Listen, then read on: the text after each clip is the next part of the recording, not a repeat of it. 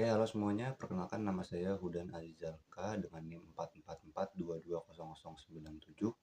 Saya Indah Novitasari dengan NIM 444220035. Saya Natania Rafa Sadia dengan NIM 44442200069. Di sini kami akan menjelaskan apa itu metabolisme polifenol pada tubuh manusia.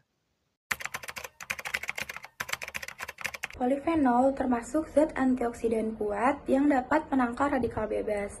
Nah, senyawa polifenol ini dapat kita temui pada buah-buahan, sayur-sayuran, kacang-kacangan, bahkan dalam minuman seperti kopi dan teh.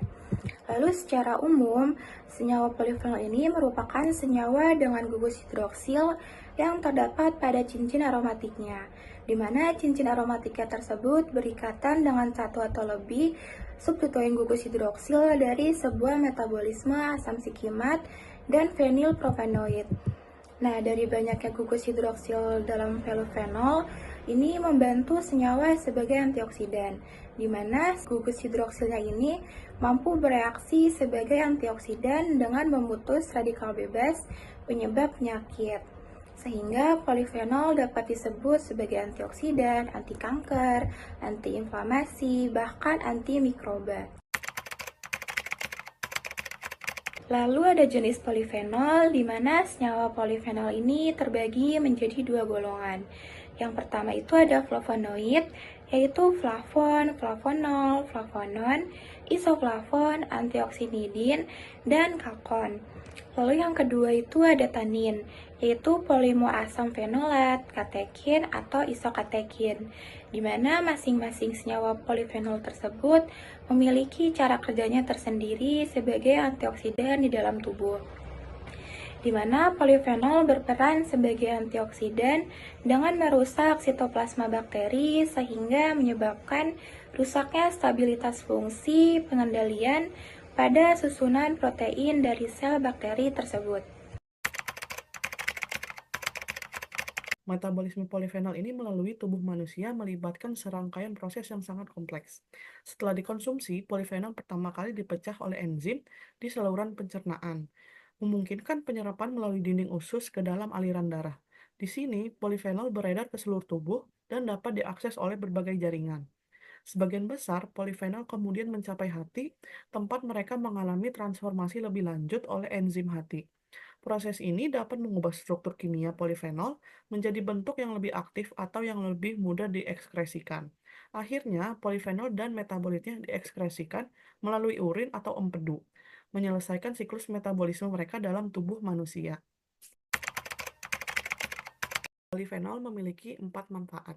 Yang pertama di sini ada risiko penyakit jantung lebih rendah. Nah, polifenol ini dapat meningkatkan kesehatan dan fungsi jantung sehingga berkontribusi pada penurunan risiko penyakit jantung. Ketika sel menggunakan oksigen untuk menghasilkan energi, sel akan menghasilkan apa yang disebut dengan radikal bebas. Nah, radikal bebas ini dapat menyebabkan kerusakan pada sel jika tidak dikendalikan.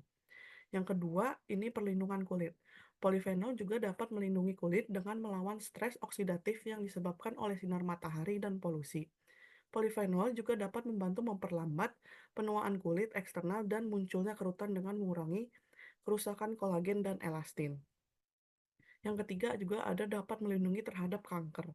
Sifat antioksidan dan antiinflamasi kuat yang ditemukan dalam polifenol mungkin berperan dalam mengurangi risiko kanker. Polifenol juga dapat menghalangi aktivitas kanker tertentu dengan menghambat pertumbuhan dan perkembangan sel kanker. Yang terakhir adalah meningkatkan kesehatan usus. Polifenol memiliki efek positif pada pencernaan dan kesehatan usus secara keseluruhan. Polifenol juga membantu merangsang pertumbuhan bakteri usus yang bermanfaat. Beberapa penelitian menunjukkan bahwa polifenol dapat mendorong pertumbuhan bakteri usus yang meningkatkan kesehatan, seperti Bifidobacterium dan Lactobacillus. Di sini ada yang pertama itu rempah-rempah. Banyak rempah-rempah yang memiliki kadar polifenol per gram yang tinggi. Jika hanya menggunakan rempah-rempah dalam jumlah kecil, secara keseluruhan rempah-rempah tersebut akan menghasilkan polifenol yang sedikit. Yang kedua di sini ada biji kopi. Biji kopi organik memiliki kandungan polifenolnya lebih tinggi daripada biji kopi yang konvensional.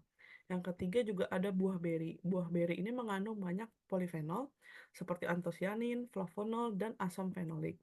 Buah beri yang mengandung polifenol tertinggi itu adalah black chocoberry. Yang keempat juga ada kakao. Bubuk kakao mengandung 3.448 mg polifenol per 100 gramnya. Namun, tidak semua coklat ini meningkatkan polifenol dengan cara yang sama.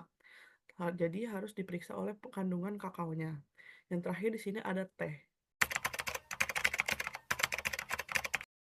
Selanjutnya adalah manfaat polifenol bagi tubuh manusia. Polifenol sendiri merupakan senyawa yang kaya akan antioksidan, yang mana antioksidan sendiri itu dapat membantu tubuh melawan radikal bebas, yang mana radikal bebas itu dapat mengurangi peradangan, kemudian mencegah berbagai penyakit kronis seperti penyakit kanker, penyakit jantung, dan diabetes. Namun ketika polifenol dikonsumsi secara berlebihan, juga dapat mengganggu kesehatan manusia, yang mana polifenol yang dikonsumsi secara berlebihan dapat mengganggu penyerapan nutrisi penting untuk tubuh manusia, seperti zat besi, kemudian dapat menyebabkan anemia, serta mengurangi efektivitas obat-obatan yang akan dikonsumsi nantinya oleh manusia, yang akan menyebabkan efek samping yang tidak diinginkan. Selain kelebihan polifenol, kekurangan polifenol juga berdampak buruk bagi kesehatan manusia. Secara polifenol merupakan senyawa yang kaya akan antioksidan, dan ketika tubuh manusia kurang akan senyawa antioksidan, akan menyebabkan kerusakan oksidatif pada sel tubuh manusia yang disebabkan oleh radikal bebas, yang mana tubuh menjadi lebih rentan terhadap penyakit kronis seperti penyakit kanker, penyakit jantung, dan diabetes. Kemudian kekurangan polifenol juga berdampak buruk bagi kesehatan otak. Maka perlu diketahui bahwa konsumsi polifenol perlu diperhatikan oleh manusia, yang mana harus dikonsumsi secara pas, tidak berlebih dan tidak juga kurang.